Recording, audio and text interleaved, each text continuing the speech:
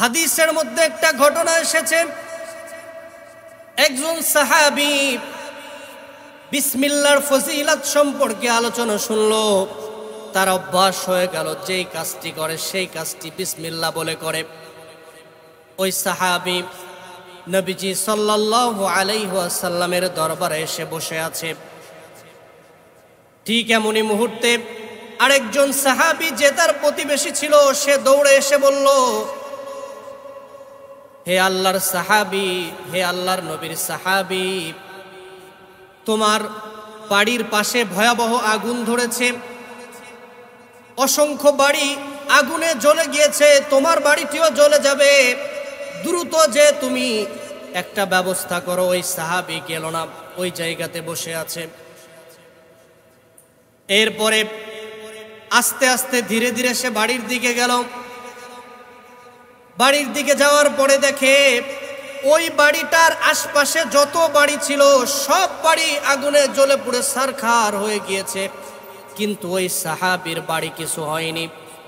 কারণ সম্পর্কে জিজ্ঞাসা করা হলে ওই সাহাবী বলল, আমি বিশ্ব নবীজির পবিত্র জবান থেকে শুনেছি, কোনো ব্যক্তি যদি ঘরে প্রবেশের পূর্বে বিসমিল্লাহ বলে, আবার ঘর থেকে বাহির হওয়ার সময় বিসমিল্লাহ বলে, তাহলে আল্লাহ তাআলা ওই ঘরের জিম্মাদার স্বয়ং তিনি হয়ে যায়। বলুন সুবহানাল্লাহ। প্রিয় মুসল্লি ভাইরা, দুনিয়াতে আমরা যখন কোনো কাজ করতে যাই, তো এই কাজ করার ক্ষেত্রে যদি কোনো ধরনের প্রতিবন্ধকতা হওয়ার কোনো সম্ভাবনা থেকে থাকে, অথবা কোনো ধরনের প্রতিবন্ধকতা যদি তৈরি হয়, সেক্ষেত্রে আমরা অনেক সময় প্রভাবশালী যেই ব্যক্তি রয়েছে, ক্ষমতাবান যেই ব্যক্তিগুলি রয়েছে,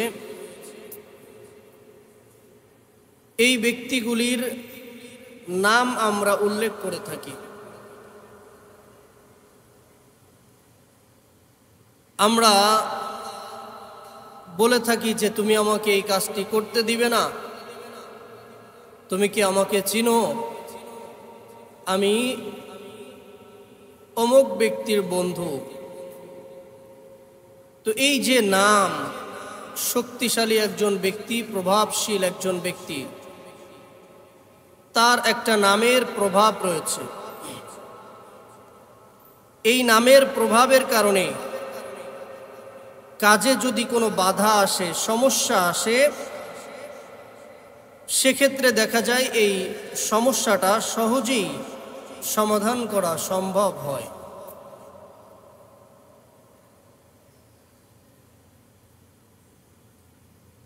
দুনিয়ার এই সামান্য কাজগুলি যদি, সামান্য বাধাগুলি যদি, দুনিয়ার সামান্য মানুষের বাধার কারণে একটি মানুষ যদি এই বাধাগুলি টপকিয়ে সামনের দিকে অগ্রসর হতে পারে, সে যদি একটা কাজ সামনের দিকে এগিয়ে নিয়ে যেতে পারে, মানুষ যতই প্রভাবশীল হোক না কেন, যতই ক্ষমতাবান হোক না কেন, এই মানুষ আল্লাহ তাআলার সৃষ্টি মাখলুক, তার নির্দিষ্ট একটা গতি পর্যন্ত দৌড় থাকে, নির্দিষ্ট একটা সীমারেখা পর্যন্ত সে চেষ্টা করে অগ্রসর হতে পারে। তো দুনিয়াতে কোনো মানুষ যদি যে কোনো কাজ, যে কোনো বৈধ কাজ এটি পূর্ণতা পেতে চায়, তবে সেক্ষেত্রে আল্লাহ রাব্বুল আলামিনের নামের উচ্চারণ করা ব্যতীত সেই কাজের পূর্ণতা পাওয়া এটা কশ্চিনকালেও সম্ভব নয়।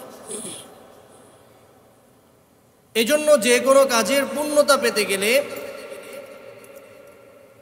আমাদের উচিত হলো আল্লাহ তাআলার নাম দিয়ে সেই কাজটাকে শুরু করা। যদি আমরা আল্লাহ তাআলার নামের মাধ্যমে কাজের সূচনা করতে পারি, অবশ্যই অবশ্যই আল্লাহ রাব্বুল আলামিন তিনি আমাদের কাজকে পরিপূর্ণতা পৌঁছে দেওয়ার ওয়াদা আল্লাহ রাব্বুল আলামিন তিনি করেছেন। প্রিয় মুসল্লি ভাইরা, ইবনে মারদুয়া রাহমাতুল্লাহ আলাইহি তিনি তার তাফসীরের মধ্যে উল্লেখ করেছেন, বিশ্বনবীজি সাল্লাল্লাহু আলাইহি ওয়াসাল্লামের একটি হাদিস তিনি উল্লেখ করেছেন। তিনি বলেন, নবীজি সাল্লাল্লাহু আলাইহি ওয়াসাল্লাম বলেছেন, আমার উপরে আল্লাহ রাব্বুল আলামিন এমন একটি আয়াতে কারিমা নাজিল করেছেন, যেই আয়াতে কারিমাটি একমাত্র হযরতে সুলাইমান আলাইহিস সালাতু ওয়াস সালাম তার উপরে ব্যতীত অন্য কোন নবীর উপরে আল্লাহ তাআলা নাজিল করে নাই। এই বিসমিল্লাহ এতটা ফজিলতপূর্ণ, এতটা বরকতপূর্ণ যে এটি কেবলমাত্র বিশ্বনবীজি সাল্লাল্লাহু আলাইহি ওয়াসাল্লামের উপরে পরিপূর্ণভাবে নাজিল করেছেন, আর ইতিপূর্বে হযরতে সুলাইমান আলাইহিস সালাতু ওয়াস সালাম তার উপরে নাজিল করেছিলেন। যেই কোনো কাজ আমরা শুরু করব, সেই কাজের সূচনাটা যেন আমাদের বিসমিল্লাহির রহমানির রহিম এটা দ্বারা হয়। হযরতে জাবের রাদিয়াল্লাহু তাআলা আনহু থেকে বর্ণিত, তিনি বলেন যে বিসমিল্লাহির রহমানির রহিম এটা যখন নাজিল হয়েছে, তখন বাতাস প্রবাহিত হওয়া বন্ধ হয়ে গিয়েছিল। প্রাকৃতিক যে দুর্যোগ রয়েছে, ঝড় হওয়া, বৃষ্টি হওয়া, এটা বন্ধ হয়ে গিয়েছিল। সমুদ্র যে উন্মুক্ত তরঙ্গমালা, এটা স্তব্ধ হয়ে গিয়েছিল। এক কথায় গোটা দুনিয়া কিছু সময়ের জন্য বিসমিল্লাহির রহমানির রহিম যখন নাজিল হয়েছিল, তখন গোটা দুনিয়া থেমে গিয়েছিল।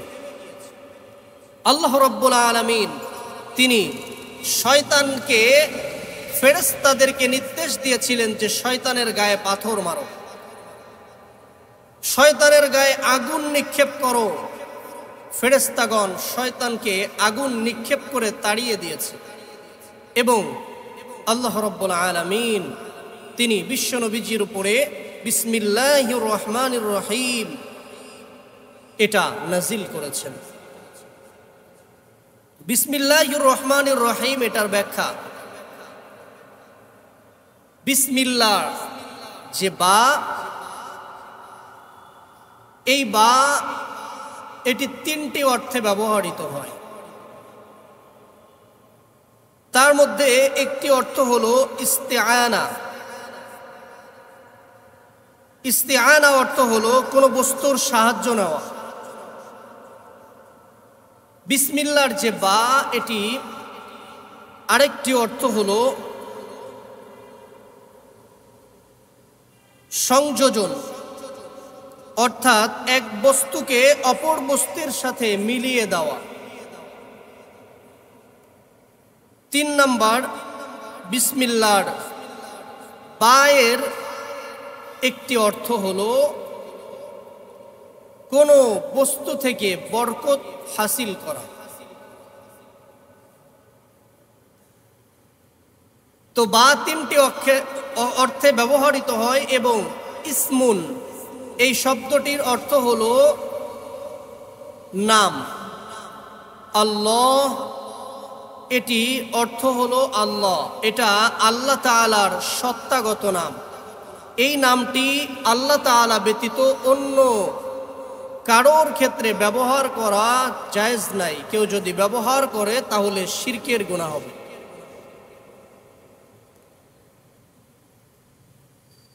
রহমান এবং রহিম এই দুইটি নামের একই অর্থ। তাফসীরের ক্ষেত্রে ভিন্ন অর্থ, বাদবাকি এর যে আবিধানিক অর্থটি একই। অতি দয়ালু, অনেক বেশি দয়াবান, এই অর্থের মূল অর্থ, এই শব্দের মূল অর্থ হলোই। এই বিসমিল্লাহির রহমানির রহিম এটা সম্পর্কে আল্লাহ রাব্বুল আলামিন স্বয়ং তিনি নিজে বলেন। আল্লাহ তাআলা বলছেন হাদিসে কুদসির মধ্যে, আমার ইজ্জত, আমার সম্মানের শপথ যেই জিনিসের উপরে আমার এই নামটিকে নেওয়া হবে, আল্লাহ তাআলা শপথ করে বলছেন সেই কাজ আমি আল্লাহ রাব্বুল আলামিন বরকত দ্বারা পরিপূর্ণ করে দিব। আওয়াজ করে বলুন সুবহানাল্লাহ। আমরা দুনিয়াতে অধিকাংশ মানুষের অবস্থা হলো এই যে যখন আমরা দুনিয়াতে কোনো কাজ শুরু করে থাকি, তো এই কাজের শুরুগুলি আমরা সাধারণত আল্লাহ তাআলার নামে শুরু করি না। অধিকাংশ মুসলমানের অবস্থা হলো এই যে কাজটা আমরা এমনিতেই শুরু করে দিই, বরঞ্চ আল্লাহ তাআলার নামের থেকেও আমরা বাহ্যিক যে বিষয়গুলি রয়েছে, বাহ্যিক যে আসবাবগুলি রয়েছে, এগুলির ক্ষেত্রে বেশি প্রাধান্য দিই। অনেক ক্ষেত্রে দেখা যায় একটা কাজের উদ্বোধন করবে, সূচনা করবে, তো কাজের উদ্বোধনের জন্য এমপিকে ডেকে আনে, মন্ত্রীকে ডেকে আনে, চেয়ারম্যান, মেম্বার, প্রফেসর, এই ধরনের ব্যক্তিদেরকে ডেকে আনে।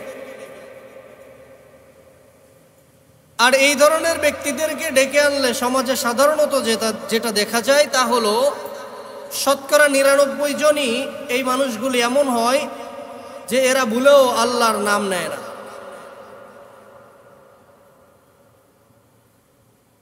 তো আমরা এমপি দিয়েই কাজ শুরু করি বা মন্ত্রী দিয়ে কাজ শুরু করি, আর যে কোনো ব্যক্তি দিয়েই আমরা কাজ শুরু করি না কেন, যে কোনো ভালো কাজ আমরা এর শুরুটা করব আল্লাহ সুবহানাহু ওয়া তাআলার নাম দিয়ে।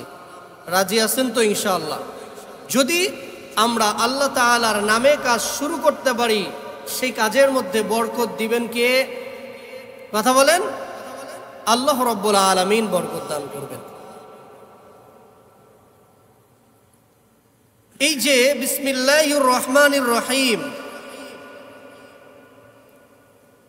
এই বিসমিল্লাহ নাজিল হওয়ার পূর্বে আইয়ামে জাহেলিয়াতে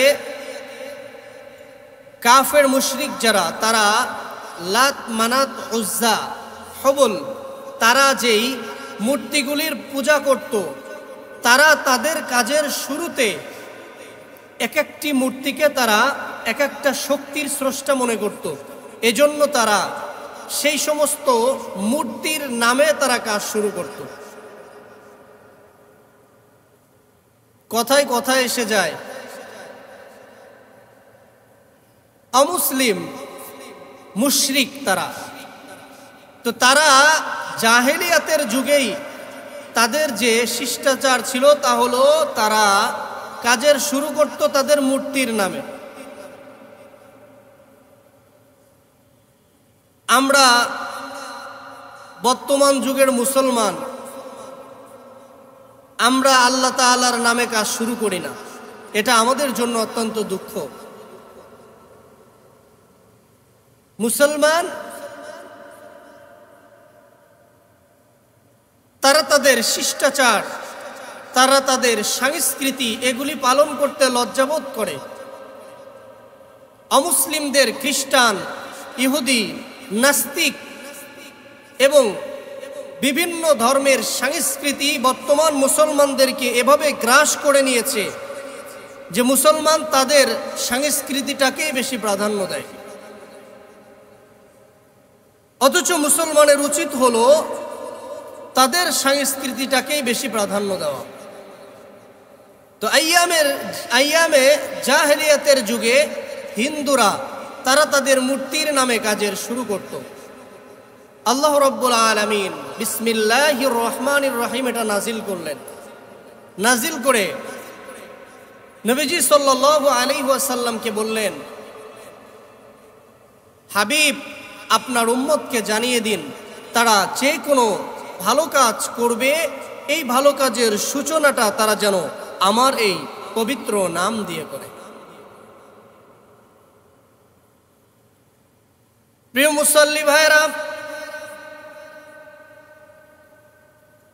আল্লাহ রাব্বুল আলামিন বিসমিল্লাহির রহমানির রহিম এই নামের মধ্যে বিশাল একটা মহত্ব রেখেছেন।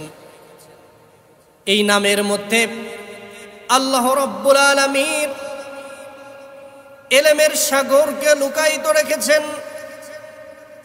এর মহত্ব, ফজিলত এবং গুরুত্ব অনেক অনেক গুণ বেশি।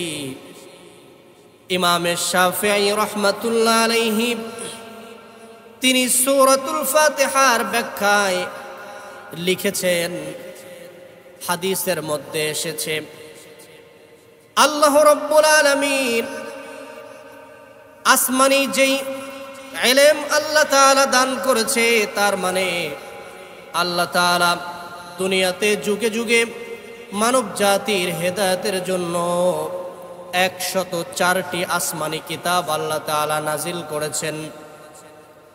তার মধ্যে 100টি হলো সফিফা, ছোট ছোট আসমানি কিতাব, আর 4টি হলো শ্রেষ্ঠ কিতাব।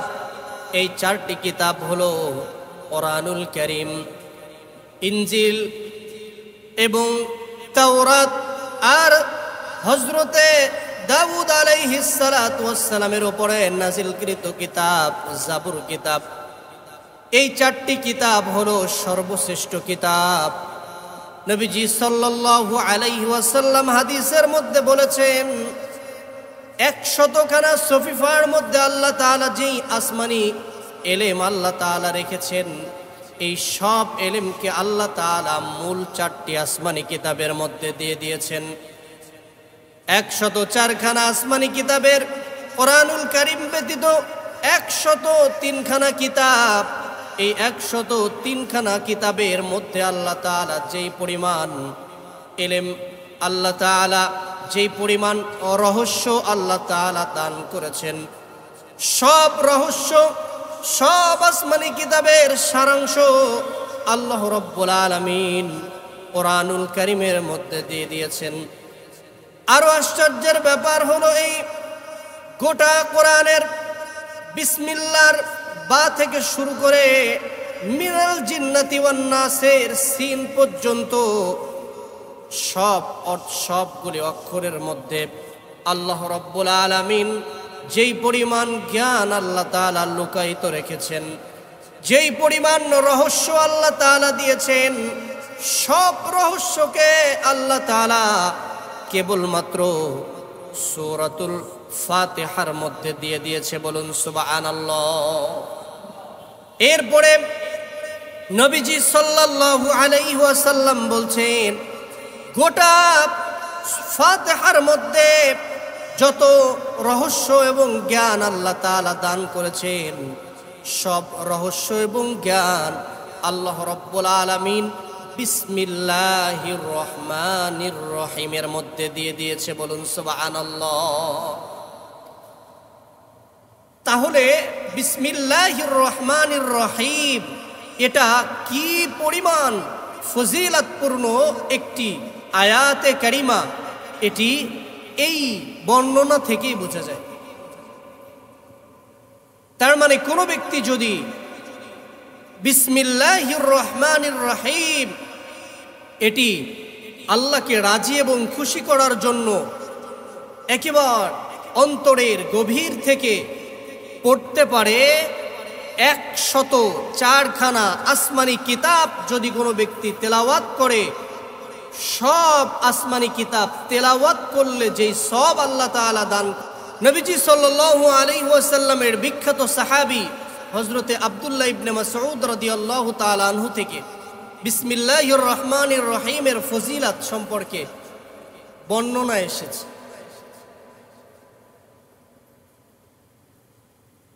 আল্লাহর নবীর বিখ্যাত সাহাবী হযরতে আব্দুল্লাহ ইবনে মাসউদ রাদিয়াল্লাহু তাআলা আনহু তিনি বলেন, যদি কোনো ব্যক্তি বিসমিল্লাহির রহমানির রহিম একবার পাঠ করে, আল্লাহ তাআলা তাকে 4000 নেকি দান করে দেয়। এরপরে নবীজি সাল্লাল্লাহু আলাইহি ওয়াসাল্লাম বলছেন, আব্দুল্লাহ ইবনে মাসউদ রাদিয়াল্লাহু তাআলা আনহু তিনি বর্ণনা করেছেন, বিসমিল্লাহির রহমানির রহিম কোন ব্যক্তি যদি একবার পাঠ করে, আল্লাহ রাব্বুল আলামিন তার 4000 গুনাহ মাফ করে দেয়।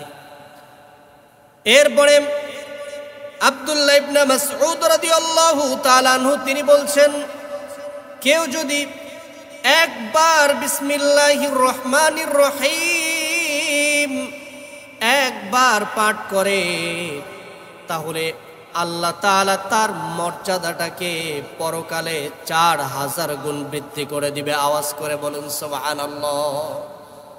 4000 গুণ আল্লাহ তাআলা মর্যাদাকে বৃদ্ধি করে দিবেন। অন্য একটি বর্ণনায় এসেছে, বিসমিল্লাহির রহমানির রহিম এর মধ্যে যে 19টি হরফ রয়েছে, এই 19টি হরফের একবার যদি কোনো ব্যক্তি বিসমিল্লাহির রহমানির রহিম পুরাটা পাঠ করে, তাহলে আল্লাহ রাব্বুল আলামিন ওই বান্দার আমলনামায় ৭৬,০০০ নেকি আল্লাহ তাআলা লিখে দিবে। আল্লাহ তাআলা ৭৬,০০০ গুনাহ মাফ করে দিবেন। এমনকি হাদিসের মধ্যে এসেছে, নবীজি সাল্লাল্লাহু আলাইহি ওয়াসাল্লাম বলেছেন, আল্লাহ তাআলা তার ওই বান্দার পরকালীন জগতে তার মর্যাদাটাকে ৭৬,০০০ গুণ বৃদ্ধি করে দিবে। কি পরিমাণ ফজিলত বিসমিল্লাহির রহমানির রহিম এটার রয়েছে। আল্লাহ রাব্বুল আলামিন তার হাবিবকে এই বিসমিল্লাহির রহমানির রহিম এটার আমল খুব বেশি পরিমাণে করতে বলেছে।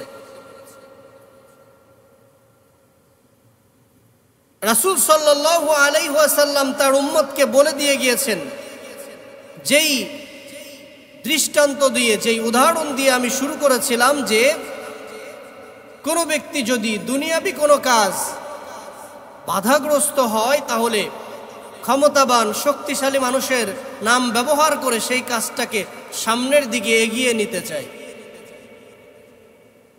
আল্লাহ তাআলা তার হাবিবকে জানিয়েছেন যে, হাবিব, আপনার কোনো উম্মত যদি বিসমিল্লাহ বলে কোনো কাজ শুরু করে, সেই কাজের পূর্ণতা দেওয়ার দায়িত্ব আমি আল্লাহ রাব্বুল আলামিনের। সুবহানাল্লাহ।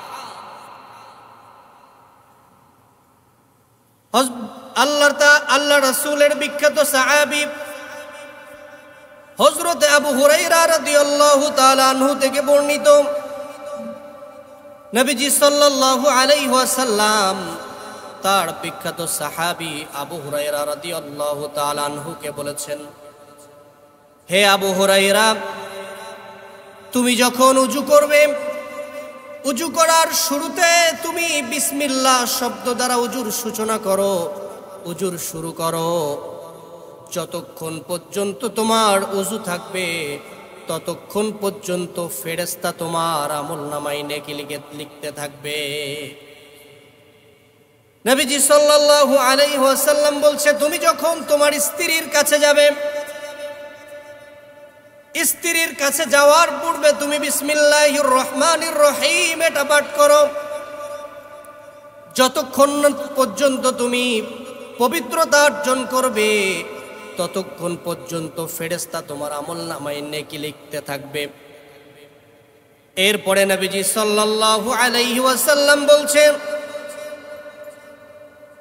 এই যে মিলন হলো, এই মিলনের দ্বারা যদি কোনো সন্তান দুনিয়াতে আসে, এই সন্তানের বংশধর যতদিন পর্যন্ত দুনিয়াতে জীবিত থাকবে, ওই সন্তান যতটা শ্বাস নিঃশ্বাস ছাড়বে, তার প্রত্যেকটি শ্বাস নিঃশ্বাসে আল্লাহ রাব্বুল আলামিন ফেরেশতাদেরকে হুকুম করে যে এর বংশধর দুনিয়াতে যতদিন জীবিত থাকবে, ততদিন পর্যন্ত প্রত্যেকটি শ্বাস প্রশ্বাসে তুমি একটা করে নেকি লিখে দিবা।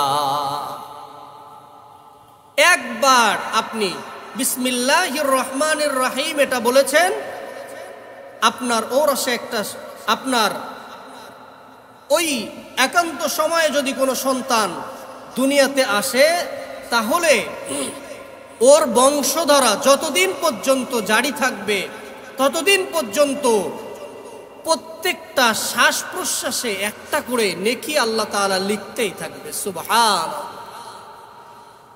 আমরা তো নেকি পাওয়ার জন্য কত কাজ আমরা করে থাকি, কত কিছুই আমরা না করি, কত নফল ইবাদাত আমরা করি।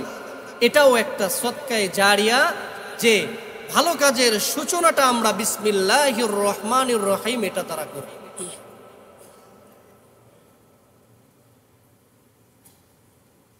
এজন্য বিসমিল্লাহর অভ্যাস আমাদের গড়ে তুলতে হবে। রাসূল সাল্লাল্লাহু আলাইহি ওয়াসাল্লামের বিখ্যাত সাহাবী হযরতে ওমর রাদিয়াল্লাহু তাআলা আনহু, তিনি যখন খলিফাতুল মুসলিমিন, তার সময় রোম যখন বিজয় হয়ে গেল, রোমের সম্রাট হেরাকেল, ইংরেজিতে হেরাক্লিয়াস, তো এই হেরাক্লিয়াস ইসলাম কবুলের পরে একটা দূতের মাধ্যমে চিঠি লিখে পাঠালো যে আমার মাথা ব্যথা হয়েছে, এই মাথা ব্যথা কোনোভাবেই ভালো করতে পারছি না, গোটা দুনিয়ার বড় বড় যত ডাক্তার আছে সব দেখাইছি, কোনো ডাক্তারে কোনো ওষুধেই কাজ করছে না, এত মেসেজ করলো কোনো মেসেজে মাথা ব্যথা ভালো হয় না, কি করা যায়? খলিফাতুল মুসলিমিন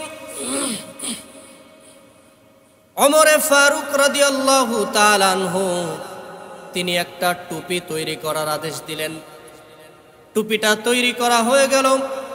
খলিফাতুল মুসলিমিন ওই টুপিটা হাদিয়া স্বরূপ রোমের বাদশার নিকট পাঠিয়ে দিলেন, আর বলে দিলেন যতক্ষণ পর্যন্ত এই টুপিটা মাথায় রাখবে অতক্ষণ পর্যন্ত আপনার মাথা ব্যথা হবে না। রোম সম্রাট হেরাকেল টুপিটা যখন মাথায় দিল, যেই মাথা ব্যথা কোনো মানুষ ভালো করতে পারছিল না, টুপিটা মাথায় দেওয়ার সাথে সাথে মাথা ব্যথা ভালো হয়ে গেল। এরপরে তার মনের মধ্যে একটা কিউরিসিটি জন্ম হলো, কি রহস্য এমন রয়েছে টুপির মধ্যে? এই টুপিটা মাথায় দেওয়ার সাথে সাথে গোটা দুনিয়ার ডাক্তার কবিরাজ যা পারল না সেটা একেবারে ভালো হয়ে গেল। কারণটা কি? রহস্য উন্মোচন করতে যে খুঁজতে শুরু করলেন, খুঁজতে খুঁজতে তিনি দেখেন যে ওই টুপির মধ্যে সুন্দর করে কি যেন একটা জিনিস লুকায় রাখা হয়েছে। সেই জায়গাটা তিনি খোলার নির্দেশ দিলেন। খোলা হলো। খোলার পরে তিনি দেখে ছোট্ট একটা কাগজে আরবি ভাষায় কি যেন একটা জিনিস লেখা রয়েছে। এরপরে তিনি ওই জিনিসটা বের করে ভালো একজন আরবি ভাষী পারে এমন কাউকে জিজ্ঞাসা করা হলো। ওই ব্যক্তি বলল, বাদশা নামদার, এই কাগজের মধ্যে কোরআনুল কারীমের ছোট্ট একটি আয়াতে কারিমা লেখা রয়েছে। আয়াতে কারিমাটি হলো বিসমিল্লাহির রহমানির রহিম। তিনি বলেছেন, যতদিন পর্যন্ত আমি এই টুপিটি আমি মাথায় রেখেছি ততদিন পর্যন্ত কখনোই একটা মুহূর্তের জন্য আমার মাথা ব্যথা হয়নি। বিসমিল্লাহির রহমানির রহিম, এটার মধ্যে আল্লাহ তাআলা অসংখ্য উপকারিতা, অসংখ্য ফজিলাত আল্লাহ তাআলা রেখে দিয়েছেন। হাদিসের মধ্যে একটা ঘটনা এসেছে, একজন সাহাবী বিসমিল্লাহর ফজিলত সম্পর্কে আলোচনা শুনলো। তার অভ্যাস হয়ে গেল যেই কাজটি করে সেই কাজটি বিসমিল্লাহ বলে করে। ওই সাহাবী নবীজি সাল্লাল্লাহু আলাইহি ওয়াসাল্লামের দরবারে এসে বসে আছে। ঠিক এমনই মুহূর্তে আরেকজন সাহাবী যে তার প্রতিবেশী ছিল সে দৌড়ে এসে বলল,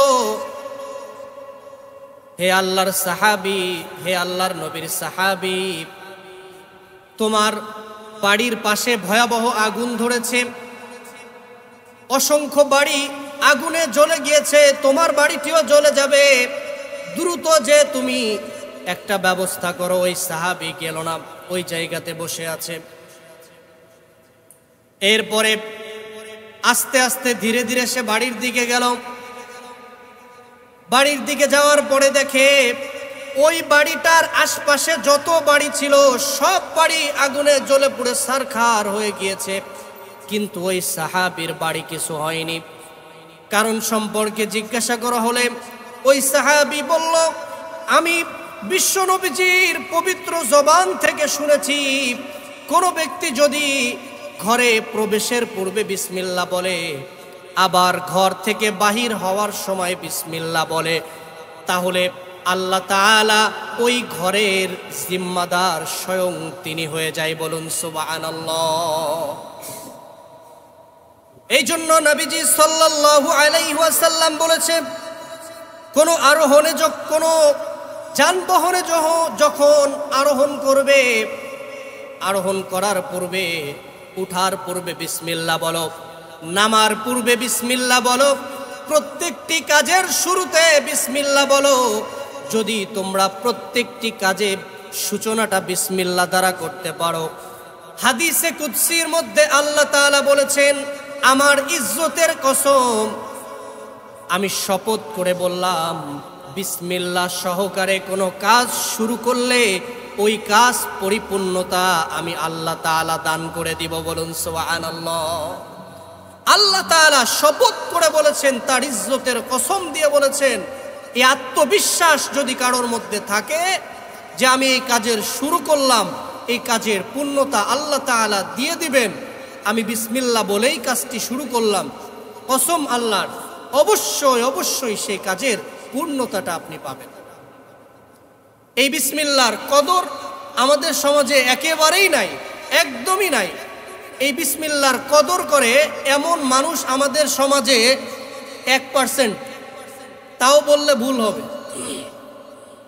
আবার এই বিসমিল্লাহর কদরের থেকেও এটাকে অবমাননা আমরা বেশি করে থাকি। বলবেন কিভাবে?